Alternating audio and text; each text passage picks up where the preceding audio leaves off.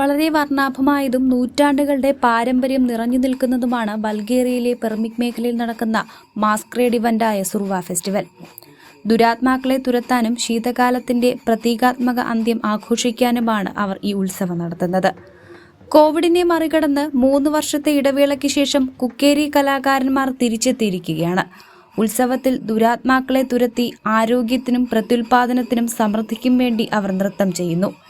200 വർഷത്തിലേറെയായി ഞങ്ങൾ ഈ പാരമ്പര്യകല കൊണ്ടുപോകുന്നു എന്നാണ് സിംനിറ്റ്സ ഗ്രാമത്തിൽ താമസിക്കുന്ന ഇവാൻ സ്റ്റാമോ പറയുന്നത്.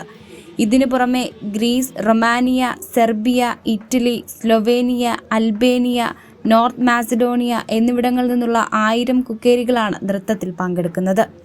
മൃഗത്തോലുകൾ കൊണ്ട് നിർമ്മിച്ച വേഷവിധാനങ്ങളും രോമങ്ങൾ കൊണ്ട് അലങ്കരിച്ച ഭയപ്പെടുത്തുന്ന മുഖംമൂടികളുമാണ് അവർ ധരിക്കുന്നത്.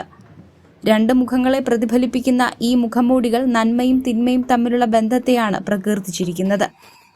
ആദ്യകാലങ്ങളിൽ യുവാക്കളും അവിവാഹിതരും മാത്രമായിരുന്നു ഈ നൃത്തങ്ങളിൽ പങ്കെടുത്തിരുന്നത്. എന്നാൽ പിന്നീട് സ്ത്രീകളും കുട്ടികളും വരെ പങ്കെടുത്തു തുടങ്ങി. ഇന്ന് ഈ കലാരൂപം 2015 യുനെസ്കോയുടെ അദൃശ്യ സാംസ്കാരിക പൈതൃക ഉത്സവങ്ങളുടെ പട്ടികയിലും ഇടം നേടിയിട്ടുണ്ട്. News desk, Yoganatham news.